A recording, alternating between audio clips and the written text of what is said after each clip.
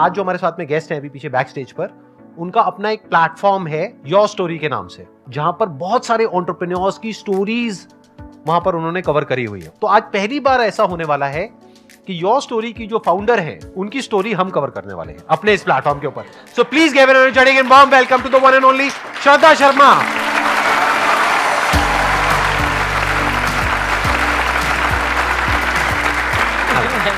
Please आइए। बहुत nervous हूँ संदीप, बहुत डर लग रहा है, मगर अच्छे हाथों में हूँ। एंड ऑडियंस को देख के थोड़ा अब तसल्ली हो रही है, सब स्माइल कर रहे हैं, स्माइल करते रहना। आप बताएंगे आपने कब शुरू किया योर स्टोरी को, या ये थॉट कहाँ से आया? थोड़ा सा अपना बैकग्राउंड के बारे में प्लीज अगर आप शेयर कर सके तो। योर स्टोरी का थॉट अब मैं अभी बैठ के 2023 के जनवरी में अगर कहूँ, शुरू तो हुआ था 2008 में, मुंबई में शुरू किया था। मगर अगर मुझे स्टोरी अभी बतानी है तो मैं बिहार से हूँ। तो जब हम बिहार में ग्रो करते हैं और बढ़ते बढ़ते हैं, और ये मैंने कहा है बहुत बार, तो हम ये नहीं कहते हैं कि मेरा नाम श्रद्धा है, हम कहते हैं हमारा नाम श्रद्धा है, और हम आ रहे हैं और हम जा रहे हैं। और यही ऐसे करके मैं ग्रो की। और जब दिल्ली में आई सेंट स्टीफेंस कॉलेज में, तो सब मुझसे कहते थे कि श्रद्धा फिर से बताओ तुम कहाँ से हो। तो मुझे लगता था सब मुझे बहुत क्यूट फाइंड कर रहे हैं और बोल रहे हैं फिर से बताओ। फिर थोड़ा टाइम लगा, फिर पता चला कि एक्चुअली लोग मेरा मजाक, मुझे कोई क्यूट नहीं फाइंड कर रहा था, सब मेरा मजाक उड़ा रहे थे। और कहीं ना कहीं ये हमेशा लगा कि हम जैसे बात करते हैं, हम जो होते हैं, हम जहाँ से आते हैं, कितना ज़्यादा जजमेंट है उसको लेकर। And that was something that stayed with me always. जो क्वेश्चन, मेरे सवाल जो मेरे हमेशा जो मेरे दिमाग में रहता था कि हम क्यों जज करते हैं किसी को, कि वो जहाँ से आते हैं, हमारी कैपेबिलिटी और हम जो हर दिन अचीव करते हैं, that is a story and it defines a story. और जब मैंने योर स्टोरी मीडिया में गई तो वहाँ पे भी वो दिखा, क्योंकि मीडिया में it is all about I, me, my self, and जो सक्सेसफुल है, बड़ा है, उसकी स्टोरीज। तो 2008 में मुझे लगा जो हमारे जैसे लोग हैं जिनके माँ बाप शायद उतने रिच नहीं हैं, सक्सेसफुल नहीं हैं, और जो सेल्फ मेड हैं, और इसीलिए 2008 में मैंने कहा हर इंसान जो खुद के बलबूते पे कुछ करना चाह रहा है, जिसके पास बैकग्राउंड नहीं है, पैसा नहीं है, उन सब की कहानी, उनकी जुबानी सुनाएंगे। और तब यो स्टोरी शुरू हुआ, और आज 1.5 लाख स्टोरी हमने किया है पिछले 14 सालों में।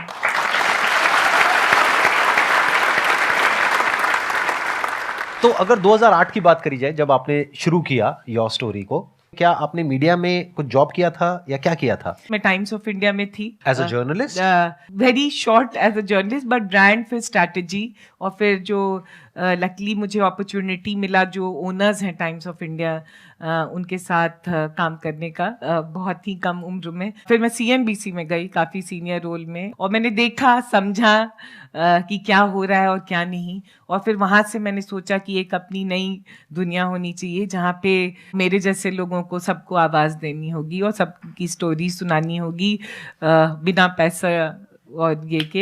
It was like a dream that I have to make this happen. तो ये तो हो गया आइडिया जहां से आपके अंदर से आया कि ऐसा मैं कुछ करती हूँ। तो आपने वेबसाइट बनाई? हाँ। You were not from the tech background, तो आपने कैसे बनाई वेबसाइट? संदीप, दुखते रग पे मत कहो। अच्छा, नहीं, करो, सब कहते हैं टेक तो इंजीनियर नहीं है। हाँ, what are you, what tech startup? No. So मुझे लगता है जब बहुत ज्यादा मैडनेस होता है किसी चीज के लिए तो लोग आ जाते हैं। उस समय मैं मुंबई में थी, और मुझे याद है 2 लड़कों ने, IIT मुंबई के स्टूडेंट्स ने मुझे हेल्प किया था वेबसाइट बनाने में। उनके साथ कॉलेज में बैठी थी, उन्हें भी, and you know, and that's why I think that young people make things happen. लोग क्यों आए आपकी वेबसाइट पे? क्योंकि आपको पहले से लोग जानते थे, because you worked in these companies, CNBC और TOI में आपने काम किया था, इस वजह से आपके पास में आए लोग? ये बहुत अच्छा क्वेश्चन है एक्चुअली, ये बहुत सही सवाल है, क्योंकि जो लोग मुझे जानते थे और वो बहुत बड़े बड़े लोग थे, तो मैंने एक कॉल किया कि मुझे इंटरव्यू में योर स्टोरी, सबको आवाज देना चाह रही हूँ, आप अपनी स्टोरी से शुरू कीजिए, क्योंकि कोई बड़ा आता है तो बाकी सब आएंगे, आ जाते हैं। तो बड़े लोगों ने मुझे बहुत अच्छे से कहा, very good idea, very good idea, all the very best. अभी तुम करो, हम आएंगे। और कोई नहीं आया और मेरा दिल बहुत बहुत टूटा। इनफैक्ट एक और संदीप एक स्टोरी है कि एक लड़की मुझे हेल्प करना चाह रही थी कि अच्छा तुम्हारा बहुत अच्छा आइडिया है, तो ये एंटरप्रेन्योर है गेमिंग में, मुंबई में अंधेरी में गेमिंग में अपना बिजनेस कर रहे हैं, वो अपना स्टोरी सुनाना चाहते हैं, तुम आ जाओ। तो मैं गई, ट्रेन लिया, पहुंची अंधेरी, 3rd फ्लोर में, आज भी मुझे याद है, और मैं बैठी हुई थी और वो सीईओ आया। Hi my name, I don't want to say my name is this, I said hi my name is Shraddha from YourStory. He said sorry कहाँ से? मैंने कहा योर स्टोरी से। बोला ये क्या स्टोरी है? मैंने सोचा तुम CNBC से हो, ये तुम योर स्टोरी से। एंड देन वो जो लड़की जिसने इंटरव्यू सेट किया था उसको कहा कैसे कैसे लोग को उठा के ले जाती हो, आई डोंट इवन नो। आपके सामने ही बोलने लग गया ऐसे। और मुझे लगा उस समय भर भर के रोना शुरू करूं। मैंने कहा नहीं, इस आदमी के सामने नहीं रोऊंगी, क्योंकि वो बोला I will not give interview to someone, मैं ऐसे ऐसे किसी जिसको जानता नहीं मैं क्यों दूं इंटरव्यू। और मेरा दिल, क्योंकि मेरा दिल था कि आवाज दो, स्टोरी सुनाओ, और ये और ऐसे। मैं उस दिन 3rd फ्लोर से चल के नीचे आई और पता नहीं आंख से आंसू आया, और मैंने कहा एक दिन यो स्टोरी को बहुत बड़ा बनाऊंगी, और दुनिया में जो भी हैं और यंग लोग हैं और जितने स्टार्टअप्स हैं और जितने लोग कुछ करना चाहते हैं सब इस प्लेटफॉर्म पे आना चाहेंगे। और संदीप 14 साल लगा है, बट आज बहुत millions of people are there, and बहुत चीज़ें हुई हैं। जब मैंने प्राइम मिनिस्टर का इंटरव्यू किया, जब मैंने रतन टाटा, आज दुनिया भर के बहुत सारे और इंडिया के बहुत बड़े बड़े लोगों सबको आई थिंक ऑलमोस्ट सारे एंटरप्रेन्योर्स आपके वहां पे कवर हो रखे हैं। आज की डेट में आपकी जो कंपनी है उसकी वैल्यूएशन है around $40 million if I am not wrong. तो आप ये बताइए कि शुरू में जब आपने ये किया तो आपको इनिशियल जो ब्रेक थ्रू होता है, यानी शुरू के जो 5-10 इंटरव्यूज हैं, वो कैसे मिले? वो आपने किन लोगों के करे? और उस पे भी जब तक व्यूज नहीं आएंगे तब तक और लोग नहीं आएंगे। तो it's all about traffic, it's all about views, it's all about popularity, all that stuff.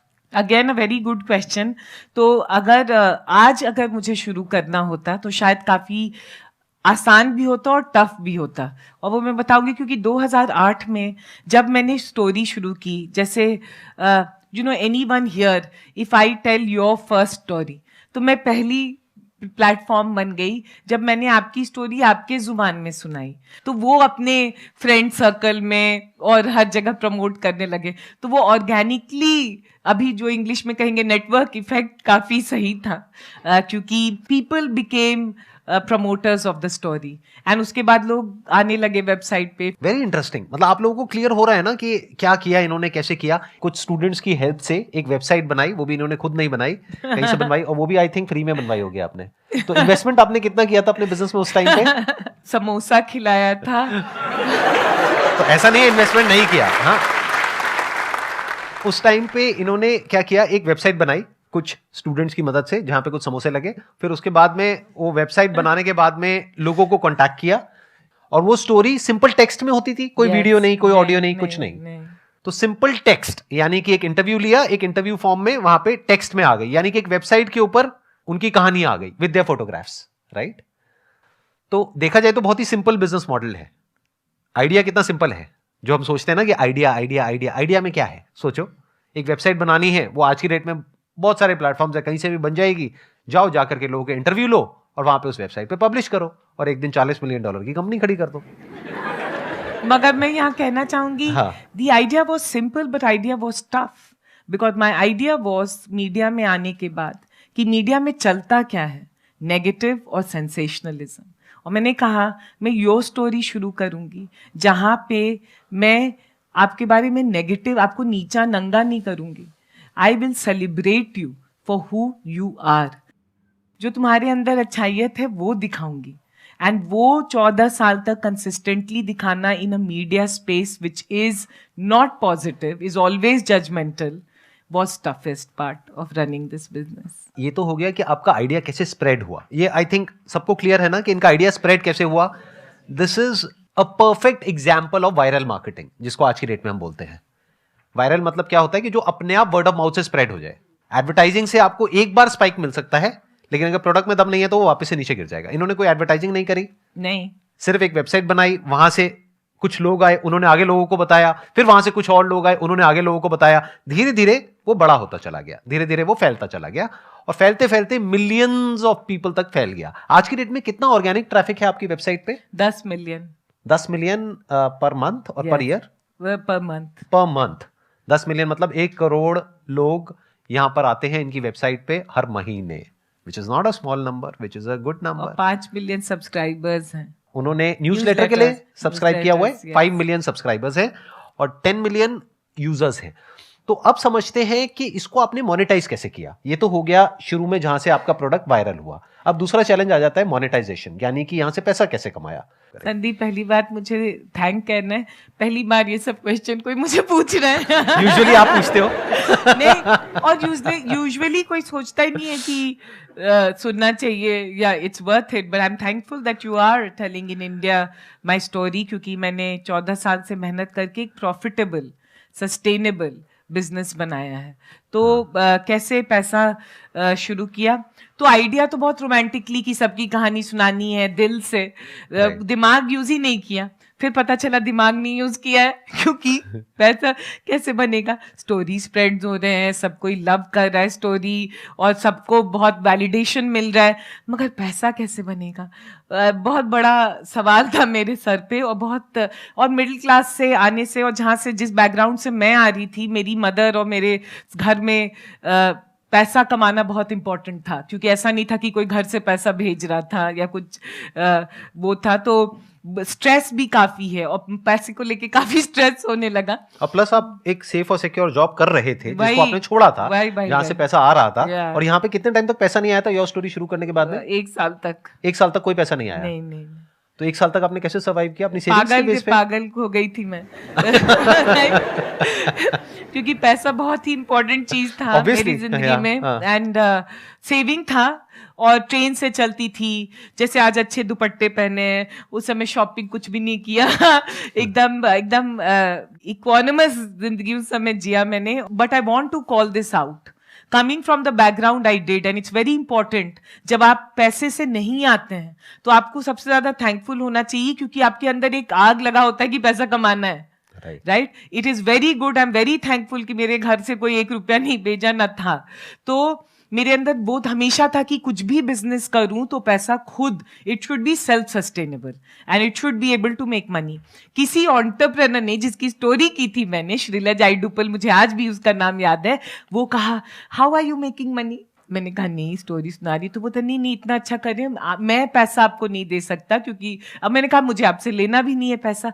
But बोला उसने कि मैं आपको एक किसी इंसान से कनेक्ट करूंगा जिससे, आई स्टिल रिमेंबर उस आदमी का नाम, बख्शीश दत्ता। सन स्टार्टअप एसेंशियल्स प्रोग्राम होता था, सन माइक्रो सिस्टम में कंपनी थी, अब वो ओरेकल ने खरीद ली है। उसने मुझे एक फर्स्ट चेक ही gave me of 1 lakh rupees to run a programme campaign. Ad campaign on your website. Yes, to get enroll people for Sun Startup Essential program. और फिर वहां से कहानी शुरू हो गई।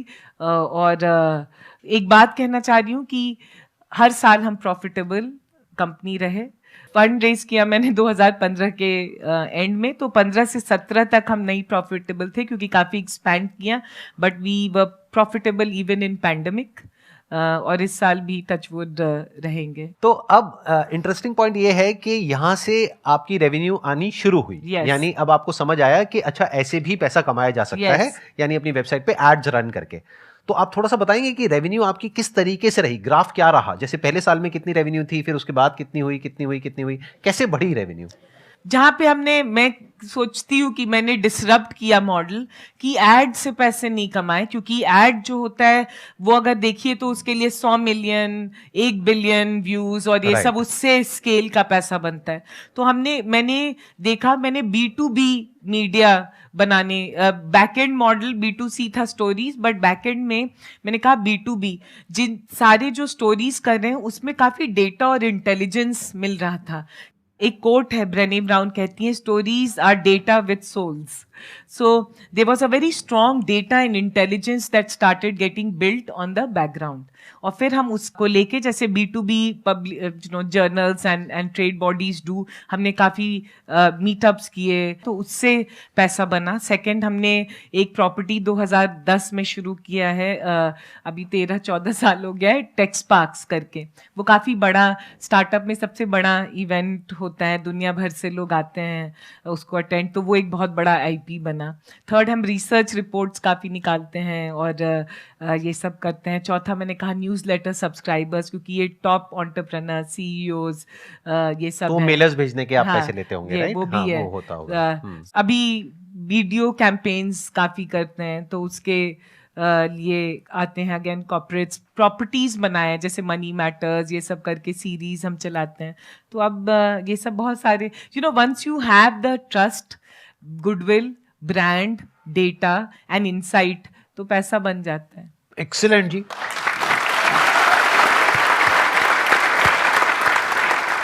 अब बताइए, अगर आप लोगों के माइंड में कोई क्वेश्चंस आ रहे हैं, कुछ आप पूछना चाहते हैं इनसे, जो भी अभी तक इन्होंने शेयर किया उसके बारे में. हाँ, आप बताइए, इनको माइक दीजिए. 14 इयर्स का जो आपका मतलब इतना टफ टाइम गया, इसमें इतने सारे ब्रेक थ्रूज थे, तो मतलब बहुत पेशेंस चाहिए होगा. तो उस टाइम पे ऐसा क्या था जो आपको इतना ज़्यादा मोटिवेटेड किया? मोटिवेट दो चीज़ें मुझे अभी अगर मैं आंसर करूं, मुझे मोटिवेट किया. पहले तो ये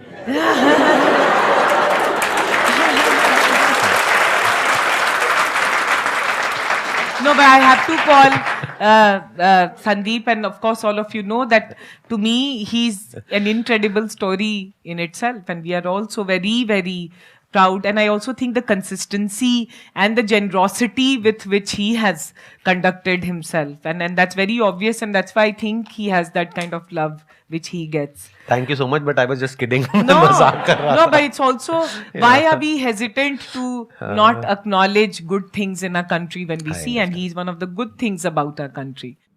The two things that helped me was मेरे अंदर डर बहुत था फेलियर का. तो एक बार शुरू कर दिया तो मेरी माँ बहुत रोई थी पटना में. मैंने जब कॉल किया था मेरी मदर को कि मैं छोड़ रही हूँ टीवी चैनल और ये, तो वो रोने लगी. एंड आई वॉज थिंकिंग कैसी पागल है कि एंटरप्रेन्योर बन रही हूँ और ये रो रही है. तो कह रही थी बर्बाद हो गई हो तुम, हमेशा से कुछ नहीं सुनती हो, अभी इतना अच्छा जॉब था छोड़ दिया. तो वो रोने लगी.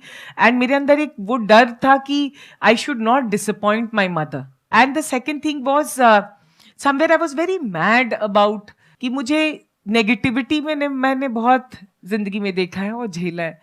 I really believe positivity is a habit. Being positive is a everyday habit like brushing your teeth. Positivity requires effort. और मैं बीच में मैदान छोड़ के भागने वाली नहीं थी क्योंकि लोग कह रहे थे PR. I said आज this is not PR. This is being the ability to appreciate each other. तो वो भी एक जुनून था कि करना है, addiction. So that and I lost my mother in 2010. फिर एक वो भी था that she never got to see and that's why I wanted to do. So बहुत सारी चीज़ें थी, दौड़ाते रही और entrepreneurs थे, बहुत प्यार मिला है. I'll be lying if I don't tell all of you that I got a lot of love from entrepreneurs. क्योंकि पहली बार किसी के साथ खड़े हो जाओ तो लोग भूलते नहीं हैं. Yeah. It's such an interesting story. Thank you.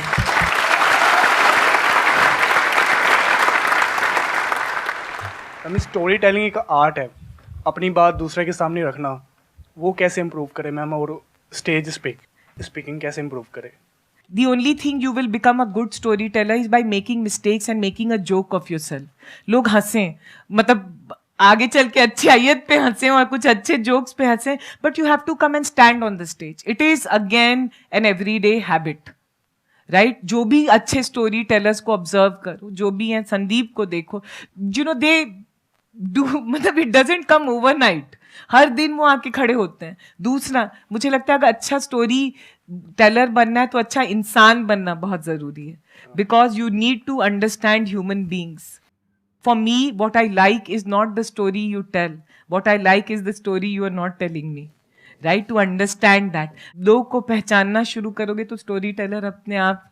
और प्रैक्टिस करो, खड़ो स्टेज पे, अपना मजाक उड़ाओ, लोग ताली नहीं बजाएंगे तो ठीक है, but you will get the game.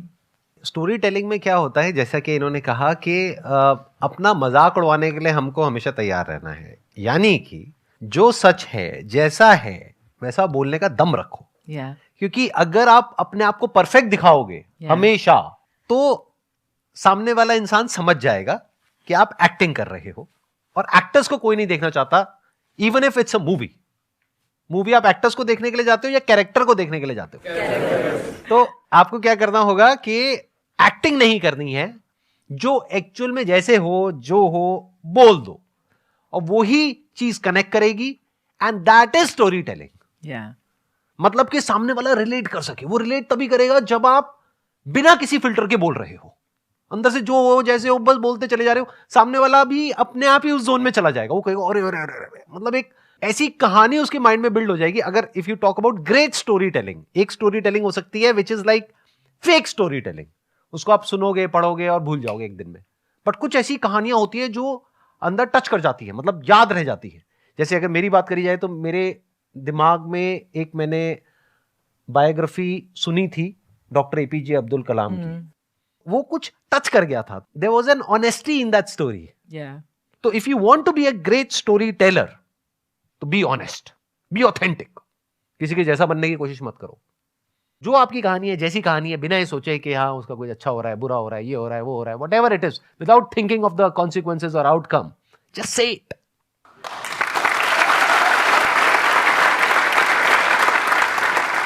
Thank you so much Shraddha ji यहाँ पर आने के लिए, and it was pleasure meeting you, pleasure talking to you, और मेरा एक्सपीरियंस बहुत अच्छा लगा। आई एम श्योर आप लोगों को भी बहुत कुछ सीखने को मिला होगा इनके एक्सपीरियंस से। Let's give big round of applause for her.